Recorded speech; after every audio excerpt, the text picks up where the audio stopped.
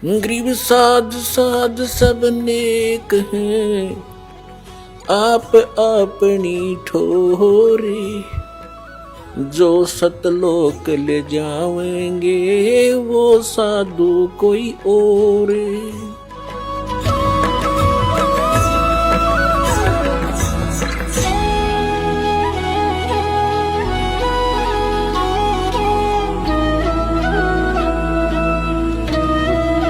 परम पिता परमात्मा पूर्ण ब्रह्म सारी सृष्टि के रचनहार कबीर परमेश्वर जी की असीम रजा से आप सभी पुण्यात्माएं परमात्मा की अमर कथा सुनने के लिए उपस्थित हुए। पुण्यात्माओं, सौभाग्य आपका, आपको ऐसे समय में मनुष्य जीवन प्राप्त है जो समय बहुत ही मुश्किल से सुलभ होता है। आप जी अभी अध्यात्म मार्ग से परिचित नहीं हैं। आपके शुभ संस्कार आपको यहां लाए हैं। अब धीरे धीरे आप इस ज्ञान से परिचित होते जाओगे। आप उस गए हुए समय को बहुत पछताओगे। सारा जीवन हमारे पूर्वज दादे परदादे इस रोजी रोटी के लिए ही पचकर मर गए। अंत में सभी कुल के कुल नाश हो गए और आज वो ना जाने किस प्राणी के शरीर में आज वो कष्ट उठा रहे होंगे। और यही स्पीड हमने पकड़ रखी थी, यही क्रियाएं हम कर रहे थे जब तक हमें ये ज्ञान नहीं हुआ था कि मनुष्य जीवन का एक वेरी इंपॉर्टेंट वर्क और है। और जो वेरी इंपॉर्टेंट काम था, घना जरूरी कार्य था मनुष्य जीवन का, उसको तो हम एक एक्स्ट्रा सा काम मान रखा था। 6 महीने में कभी चले गए अपने इष्ट धाम में, कोई त्योहार आया उस दिन कोई प्रसाद बना लिया और खा लिया, कभी थोड़ी बहुत कोई आरती मंत्र जैसे भी प्राप्त थे कर लिए। ये न तो कोई भक्ति थी, क्योंकि शास्त्र विरुद्ध होने से वो भक्ति भी नहीं थी, और न ही हमारी विशेष रुचि थी। आत्मा परमात्मा के बिना तड़पती रहती है, इसलिए वो कभी अंगड़ाई लेती थी तो काल ने ये 36 जाल बना रखे हैं। कोई तीर्थ बना दिया, कि तो मंदिर बनवा दिया, कहीं पर ये नकली संत बैठा दिए हुआ बाई बकने वाले, तो हम वहां जाकर अपनी आत्मा को संतोष दिलाते थे कि हमने मत्था टेक लिया, 5.25 का प्रसाद बांट दिया और नाम ले लिया गुरुजी से, हमारा कल्याण हो ही जाएगा। ऐसा नहीं था। ये सब काल की भूल भुलैया और हमारे अध्यात्म अज्ञान का ही परिणाम था। तो यहां आने से आपको सबसे पहले अध्यात्म ज्ञान से परिचित कराया जाता है। इसके साथ साथ आप पर आने वाले सभी संकटों का भी निवारण परमात्मा करेगा, क्योंकि आप उसके बच्चे हो, आप उसके बेटा बेटी हो। यदि पिताजी समर्थ है, सक्षम है, और बेटा या बेटी किसी कारण से भी गलती कर देते हैं, उनको कोई हानि हो रही है, तो अक्षति पूर्ति पिता तुरंत कर देता है। यदि वो पुत्र और पुत्री भविष्य में माता पिता के अनुकूल चलना का वायदा करे। इसी प्रकार हम बिगड़ गए हैं, अपने परमात्मा पिता से विमुख हो गए थे, और इस काल के जाल में फंस के हम अनेकों कष्ट उठा रहे। जिसमें हम परमात्मा के पुनः समर्पित हो जाएंगे, वो हमें फिर सभी सुख देगा, उस पिता की तरह जो अपनी संतान को देता ही है। तो आपके ऊपर एक विशेष रहम किया है दाता ने, ऐसे समय में मानुष जीवन दिया और फिर पिछले शुभ संस्कार आपके यहाँ प्रेरित करके लाए हैं। यहाँ पर कोई भी पुण्यात्मा भले ही कोई किसी रोग के कारण आया है, कोई अन्य संकट निवारण के लिए ही यहाँ पहुंचा है, उसके लिए वो दुख, वो कष्ट, वो संकट एक वरदान सिद्ध होगा यदि वो इस मार्ग पर ढंग से समझकर टिका रहा तो। क्योंकि कोई भी ऐसी वस्तु नहीं होती जो तुरंत कर दी जावे। एक संकट आपका आशीर्वाद से निवारण कर भी दिया और आप संतुष्ट हो गए और चले गए, फिर आए नहीं, वो तो एक का दुख दूर हुआ। आपके जीवन में ना जाने कितने संकट और आने से हैं, और यहां आते रहोगे तो उन सभी का निवारण सहज में होता रहेगा। आपको पता भी नहीं चलेगा कि कोई आपत्ति हमारे पर आनी थी। उसको परमात्मा पहले ही दूर कर देगा। किन के संकट दूर करेगा? जो परमात्मा पर समर्पित हो जाएंगे। समर्पित हमने कैसे होना है? जैसे पति भरता स्त्री अपने पति के अतिरिक्त किसी अन्य पुरुष में कभी भी पति वाला भाव नहीं करती, तो उसका पति उससे विशेष प्रेम करता है, विशेष उसका ध्यान रखता है। तो हम अपने पति से, अपने मालिक से, अपने स्वामी पूर्ण परमात्मा कबीर देव से हम दूर हो चुके हैं। हमने यहां आकर के 36 खत्म कर लिए। कैसे कर लिए? कभी हम शिव की पूजा करते हैं, उसको मालिक मान बैठते हैं। कभी हम गणेश को मालिक मान बैठते हैं। कभी हम विष्णु जी को, कभी हम अन्य देवी देवताओं या गांव के किसी भैरव भूत बेतालों को। और ये ऐसे सक्षम नहीं हैं जो हमें कुछ सुख दे सके। ये ना हमें दुख दे सकते, ना ये हमें सुख दे सकते, क्योंकि ये केवल हमें किया कर्म ही देते हैं।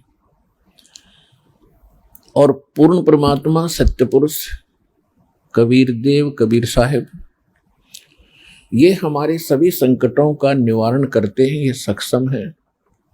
हमारे जीवन में आने वाले यानी प्रारब्ध में, किस्मत में किसी भी प्रकार का कोई संकट है, उसका ये निवारण सहज में कर देते हैं। ये कब करते हैं? जब हमारी आस्था 100% कबीर परमेश्वर में हो जाएगी और अन्य किसी भी देव से हम कोई भी वस्तु की डिमांड स्वप्न में भी नहीं करेंगे। किसी भी प्रकार का कोई संकट है तो अपने परमात्मा कबीर जी से ही हम अर्जी लगाएंगे हृदय से। कुछ समय के बाद आपका स्वभाव बन जाएगा इस ज्ञान और समाधान और इस भक्ति के कारण कि आप पर कुछ भी आपत्ति आवेगी, आप केवल हे बंदी छोड़, हे परमपिता परमात्मा कबीर साहिब,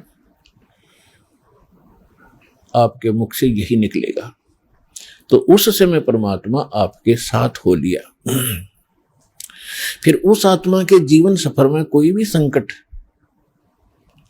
सफर के अंदर कांटे होते हैं रास्ते में, तो हमारे जीवन सफर में कोई भी कर्म, पाप कर्म रूपी कांटा होगा, तो वो परमात्मा ऐसे बुहार देगा जैसे पति भरता जमी पर जो जो धर है पाँव, समर्थ झाड़ू देत है ना काटा लग जावे।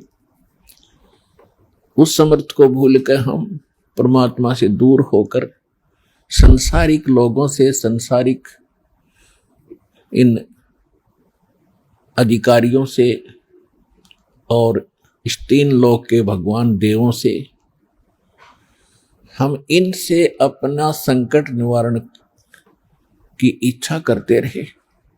ये हमारी अध्यात्म ज्ञान की जो कमी थी, त्रुटि थी।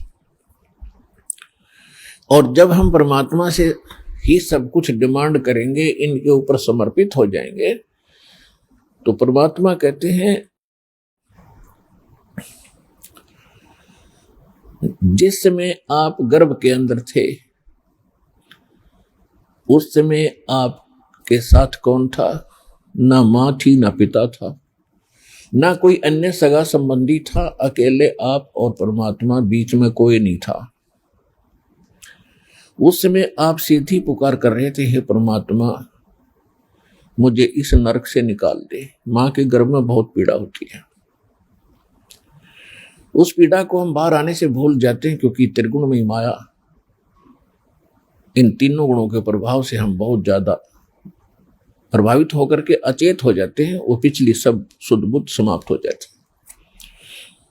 और परमात्मा आप कितना साक्षी है कि अंदर मां के पेट में आपको उसने पाला, मां के गर्भ से बाहर आने से पहले आपकी कैसी व्यवस्था कर दी, वो कितना चिंता करता है आपकी। दांत नहीं थे तो मां के स्तन में दूध भेज दिया, और उससे पहले एक टोपा दूध नहीं था मां के स्तन में। जो परमात्मा इतना भविष्य की आपकी चिंता करता है, और बाहर आकर के आप स्वयं इतने इंटेलिजेंट बन गए, चतुर बन जाते हो, धनी बनने के लिए, अपनी सुरक्षा करने के लिए, अपने को सुखी बनाने के लिए लोगों को लूटते हो, रिश्वत लेते हो, चोरी करते हो, डाके मारते हो। आप भगवान के विधान को भूल गए, आपको याद नहीं है। जो परमात्मा आपकी इतनी केयर टेक करता है, इतनी देखभाल पहले से चिंतित है, तो अब कौन सा वो दूर है आपसे। आपको केवल प्रारब्ध तो मिलेगा ही मिलेगा जो आपकी किस्मत में लिखा है, उसको तो उसको भी मिलेगा जो भक्ति नहीं करते। लेकिन भक्ति करने का उद्देश्य मूल यही होता है, आत्म कल्याण हो, और इस जीवन में हमारा कोई पाप कर्म हो, कोई कष्ट आना हो, उसका भी निवारण हो। तो उसका निवारण तो एक ही से हो सकता है, उस परम पिता परमात्मा पूर्ण ब्रह्म से। अन्य भगवान, अन्य ये देव, वो संकट निवारण नहीं कर सकते। पाप के हमारे किस्मत में लिखे हुए कर्म को वो नहीं समाप्त कर सकते, वो भोगना ही पड़ता है। केवल कबीर देव, कबीर साहब, ये हमारे इन पाप का नाश कर सकता है, हमारे जीवन को सुखी कर सकता है। तो क्या बताते हैं, उस समर्थ की रीझ छुपाई, अब कुल कुटुंब से राता, गर्भ के अंदर बचन भरे थे, कहां गई वो बात। अब देखो परमात्मा फिर आकर हमें सचेत करते हैं, क्योंकि काल ने तो हमारे ऊपर पर्दा डाल दिया, बुद्धि पर पत्थर गेर दिए। मां के गर्भ से बाहर आते ही हम सब कुछ भूल गए, नए सिरे से पढ़ाई जाती है। ये तेरा चाचा, ये तेरी चाची, ये तेरी माँ, ये तेरे पिता, मामा, ये बुआ, और कै ख ग ग ड, ये नए सिरे से पढ़ाई जाते हैं। हम इतने जो है अचेत हो जाते हैं, और परमात्मा फिर आकर हमें फिर नए सिरे से याद दिलाते हैं कि उस समर्थ की रीझ छुपाई। उस समर्थ ने आपके ऊपर प्रसन्न होकर के आपकी प्रार्थना सुनी। रीझ माने खुश होकर के आप पर जो रहम किया, वो रीझ आपके ऊपर प्रसन्न हुए। उस समर्थ की रीझ छुपाई, वो भूल गया तो उस मालिक के उस रहम को। अब कुल कुटुंब तय राता, अब भूल गया ये तेरा बेटा या कोठी या कार, ये मेरा, ऐसे वैसे सारा दिन इसी भूल भुलैया में जीवन नाश कर रहा है। और गर्भ के अंदर बचन भरे थे, कहां गई वो बात। अब परमात्मा याद दिलाते हैं, अब कहां गई वो तेरी बात, जब यूं क्या था मां के पेट में कि हे परमात्मा एक बार मुझे बाहर निकाल दे, कभी भी गलती नहीं करूंगा, आपकी याद गणी रखूंगा और आप पर पूरा विश्वास करूंगा। निर्वाह के लिए कार्य करते समय भी आपकी याद कभी नहीं भूलूंगा।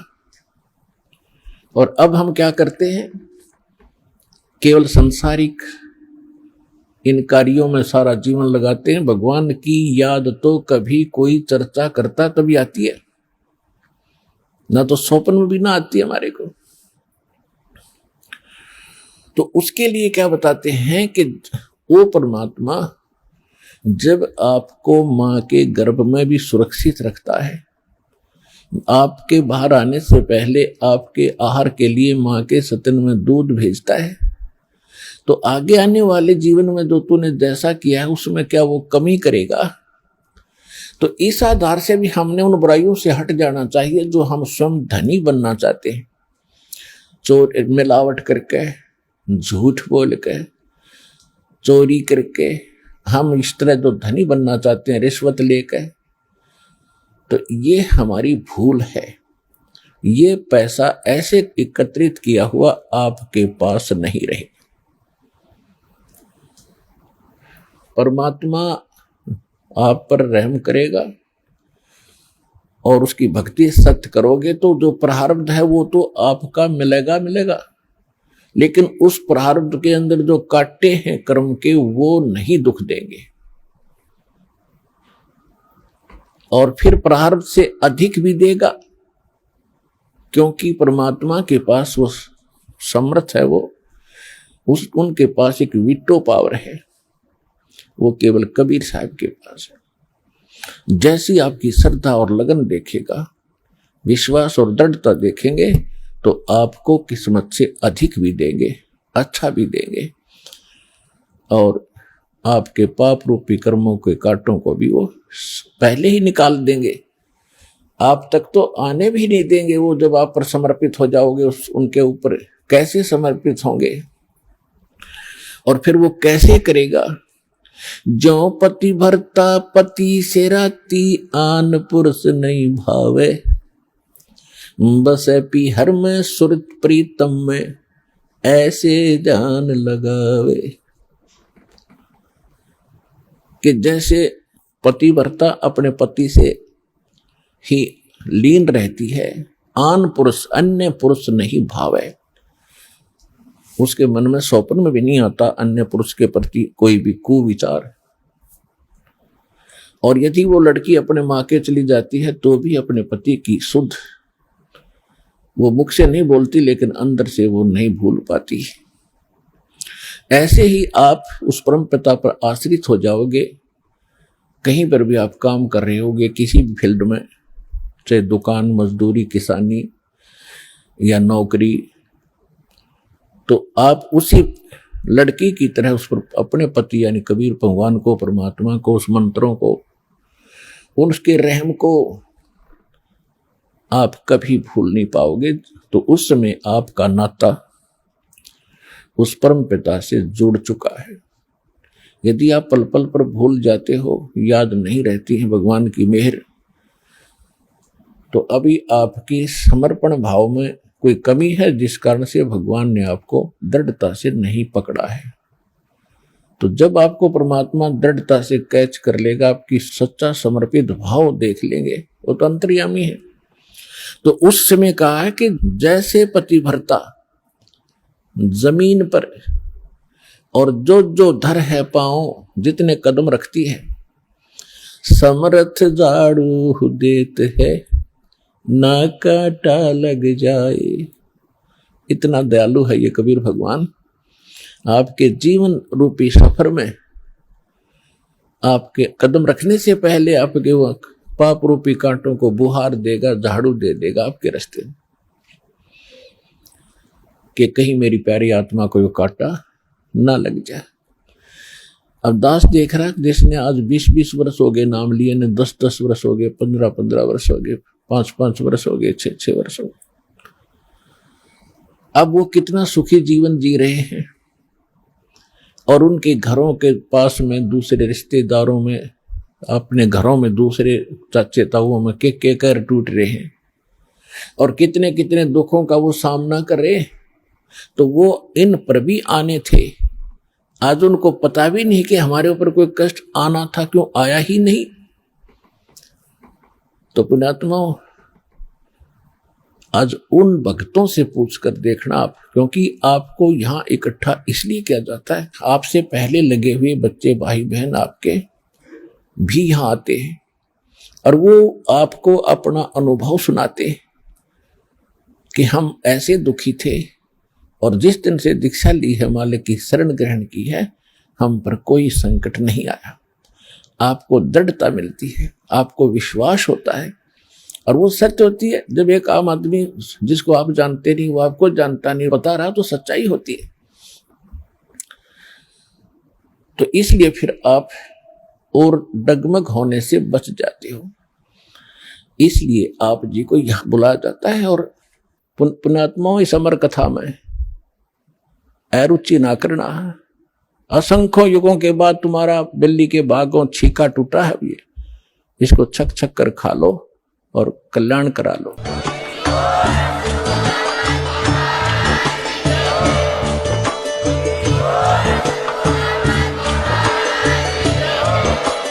आप सुन रहे थे जगत गुरु तत्वदर्शी संत रामपाल जी महाराज जी के मंगल प्रवचन। अधिक जानकारी के लिए विजिट कीजिए हमारी वेबसाइट www.jagatgururampalji.org। संत रामपाल जी महाराज जी के शुभ आशीर्वाद से पूरे विश्व भर में 500 से भी ज्यादा नाम दीक्षा केंद्र हैं, जिन पर संत रामपाल जी महाराज जी द्वारा ऑनलाइन निशुल्क नाम दीक्षा दी जा रही है। अपने नजदीकी नाम दीक्षा केंद्र का पता करने के लिए संपर्क करें 8222880541।